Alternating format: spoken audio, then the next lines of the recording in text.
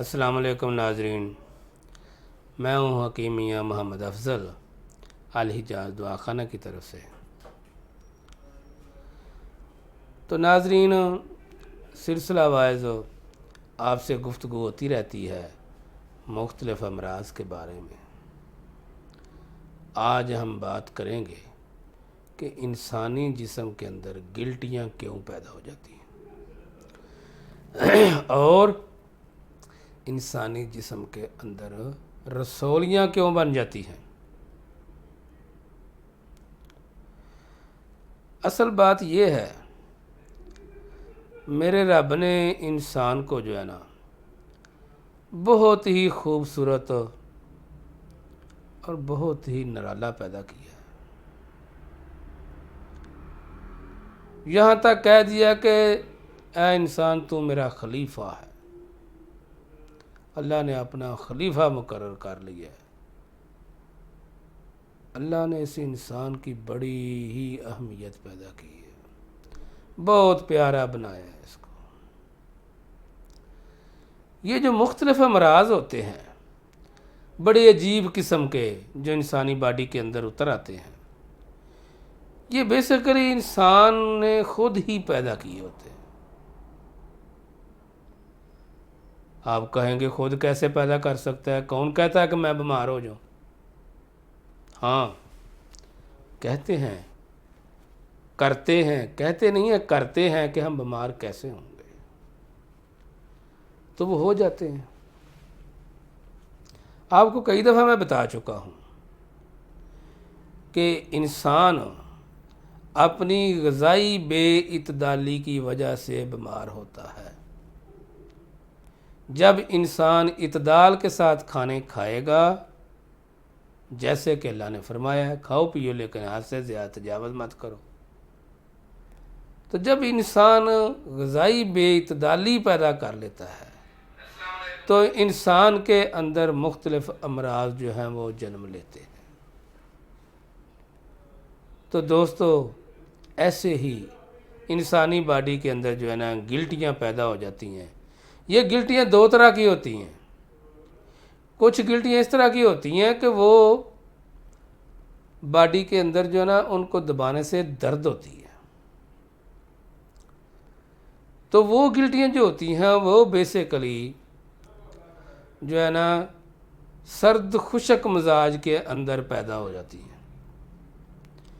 क्या करता है सर्द खुशक मिजाज कैसे बनता है कि इंसान बहुत ज़्यादा चावल का इस्तेमाल करता है, फास्ट फूड बहुत ज़्यादा इस्तेमाल करता है, चिकन बहुत ज़्यादा इस्तेमाल करता है, और इसी तरह ही जो लेसदार चीज़ें हैं बेकरी का बहुत ज़्यादा इस्तेमाल करना,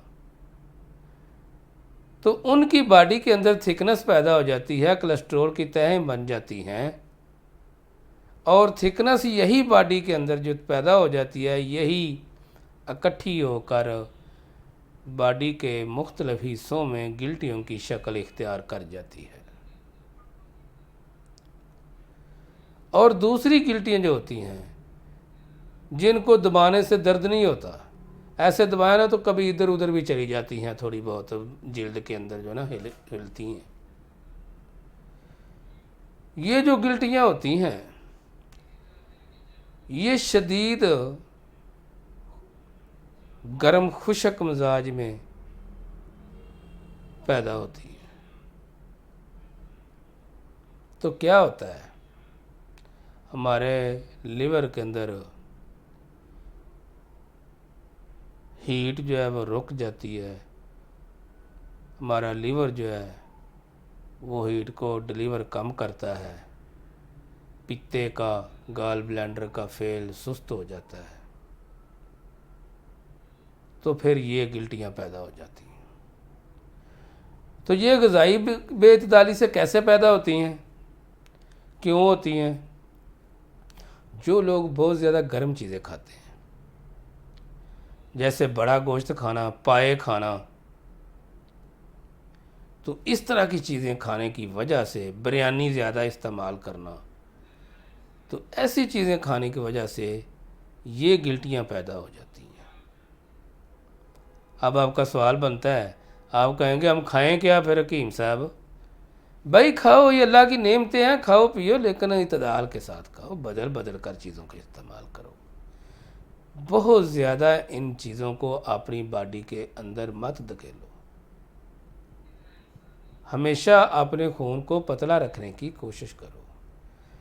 جو چیزیں آپ اس طرح کی اگر چیزیں لے لیتے ہیں تو ان کے ساتھ کبھی آپ نے سوچا ہم شہد بھی استعمال کریں، یا کبھی سوچا کہ انجیر کا استعمال کریں، مغز بادام کا استعمال کریں، ٹھیک ہے جی، کھجور انجیر وغیرہ استعمال، ایسی چیزیں کھائیں؟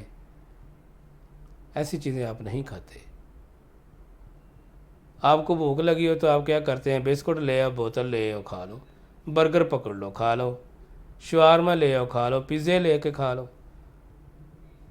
تو میرے بھائی جب ایسی چیزیں انسانی معدے کے اندر اترتی ہیں، ایک تو وہ خون کی پروڈکشن کو روکتی ہیں، اور دوسرے نمبر پہ وہ لیور کے عمل کو سست کرتی ہیں، اور تیسرے نمبر پہ خون کے اندر وہ تھکنس پیدا کر دیتی ہیں، اور یہی تھکنس جو ہے انسان کو بڑے بڑے امراض کی دعوت دے دیتی ہے، جیسے کہ ہارٹ اٹیک جیسے امراض اسی تھکنس کی وجہ سے پیدا ہوتے ہیں۔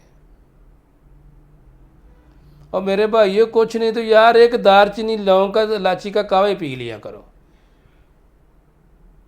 یہ دارچینی الائچی لونگ کو چھوٹا مت سمجھو، یہ نہ سمجھو کہ یہ معمولی سی چیزیں ہیں۔ 1.5 کپ پانی لو، 2 الائچیاں ڈال لو اس کے اندر، اور اتنی سی 2 پوٹے کے تقریباً اتنی سی دارچینی ڈال لو، 1-2 دانے لونگ کے صرف ڈال لو، اچھی طرح اس کو پکائیں۔ جب 1 کپ رہ جائے چھان کر اس میں 1 نمبر بہترین شہد جو ہے وہ اس کے اندر 2 چمچ ڈالیں تو وہ استعمال کریں۔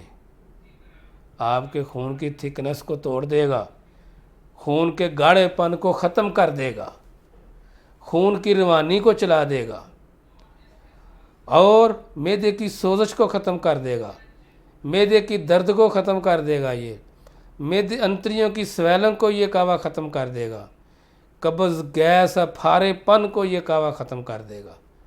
یہ اتنی اہمیت کا حامل ہے یہ کہوہ، اگر آپ اس کو استعمال کریں تو۔ یہ اللہ تعالیٰ نے آپ کے لیے بہت بڑی نعمتیں پیدا کی ہیں، تو یہ نعمت اللہ کی استعمال کرو اور اللہ کا شکر ادا کریں۔ اسی طرح رسولیاں بن جاتی ہیں، تو رسولیاں جو ہوتی ہیں وہ بھی 2 قسم کی ہوتی ہیں۔ بعض لوگوں کے معدے کے اندر رسولیاں بن چکی ہیں، اور بعض لیڈیز کے رحم کے اندر رسولیاں بن چکی ہیں۔ تو جو دونوں کازز میں آپ کو پہلے بتا چکا ہوں، یہ رسولیاں بھی اسی وجہ سے پیدا ہوتی ہیں۔ تو کوشش کریں اپنی غذا کو مینٹین کریں۔ ایلوپیتھک دنیا میں کے اندر تو اس کا علاج جو ہے یہ آپریشن ہے، اس کے علاوہ وہ کچھ نہیں جانتے۔ ان کا نالج ادھر آ کے ختم ہو جاتا ہے کہ بس آپریشن کراؤ۔ تو حکمت کی بنیاد جو میں آپ کو پہلے ہی بتا چکا ہوں میرے اللہ نے رکھی ہوئی ہے۔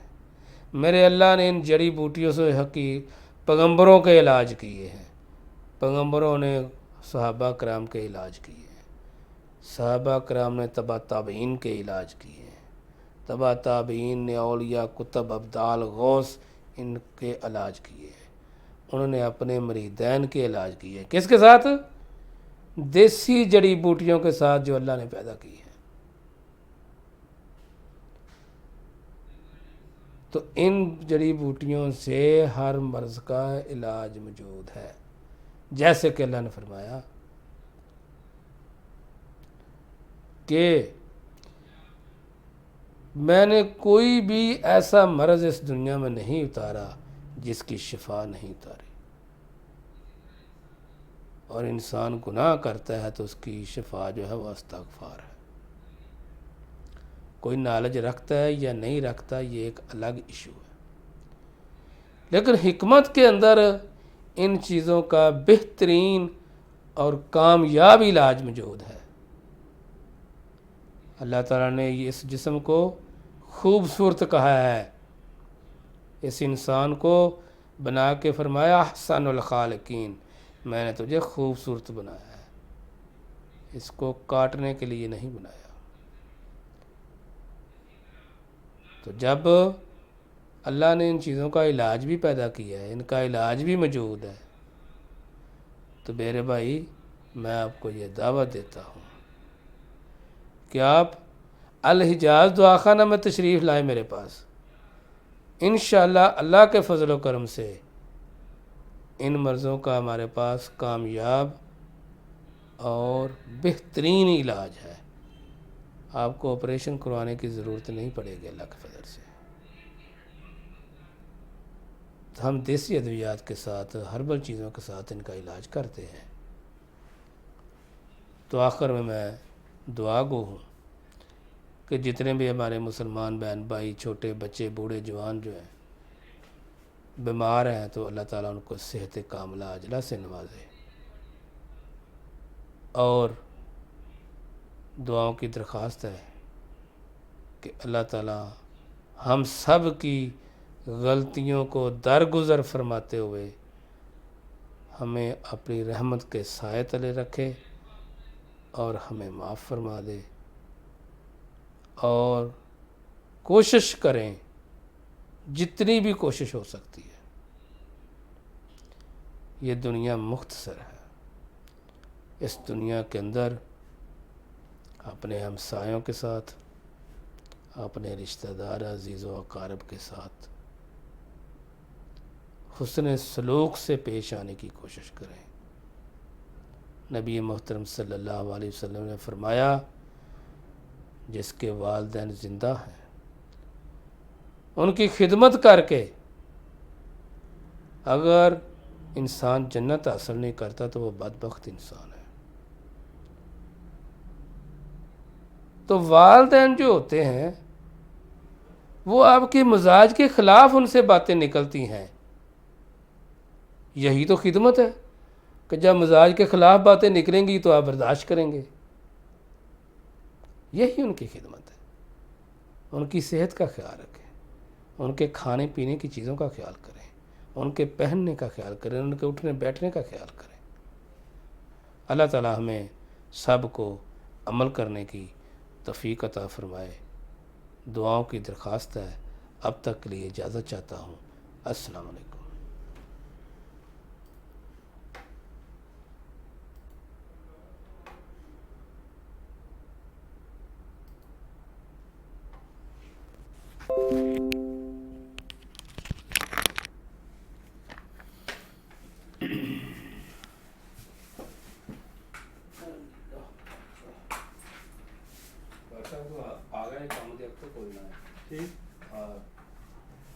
ہاں جی یہ تو ٹھیک ہو گئی۔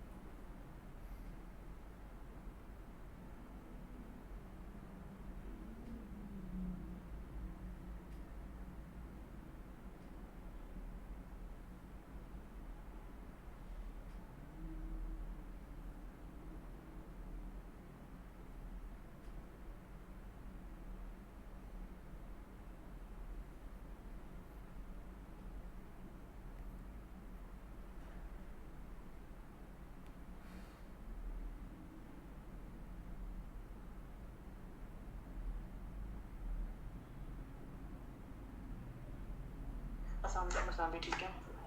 काइंडली आई नो आप काफ़ी बिजी होते हैं, बस एक छोटा सा काम कर दे के ना ज़्यादातर वीडियो जो है मुझे आप एचडी में ना सेंड कर दीजिएगा, नहीं तो वहाँ मैं खुद लूँगा, ब्रेक्स भी करवा लूँगा मैं और फ्रेम्स भी मैं खुद ही करवा लूँगा काइंडली है।